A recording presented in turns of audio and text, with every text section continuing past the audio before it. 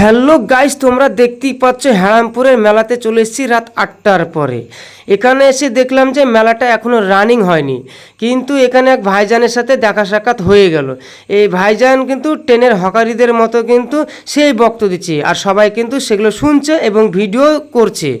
আমিও ভাবলাম যে শুনবো এবং পেজ থেকে ভিডিও করিনি, কেননা আমার ব্লগ ভিডিওতে কাজে লাগতে পারে, তাই তোমাদের কাছে শেয়ার করছি ভিডিওটা আমার পেজে আপলোড করে। তো তোমরা অবশ্যই এই ভিডিওটা কিন্তু অবশ্যই দেখবে।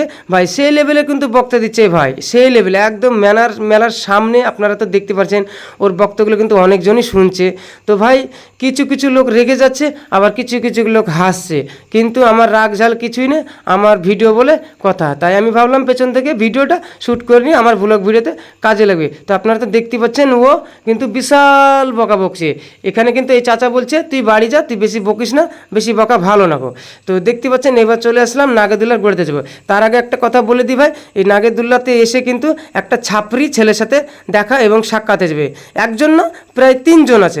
ওরা 3জন কিন্তু এক জায়গাতেই থাকে আর এক জায়গাতেই ঘুরে। তো তাদের সঙ্গে কিন্তু আমার সাক্ষাৎ হবে। এই সামনে যে আমার 3জন দেখতে পাচ্ছেন, এই 3জন ছাপরি, ওরা কিন্তু জোর জবরদস্তি ঝামেলা করছে।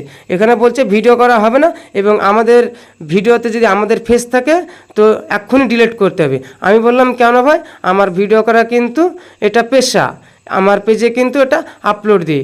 আপনি তো মেয়ে ছেলে না যে আমি ভিডিওটা ডিলিট করব, আমি করব না। ও কিন্তু রেগে কিন্তু গালাগালি করছে। ও বলছে আমার গ্রামে এসে তুই মাস্তানি করছিস নাকি, তাই বলছে।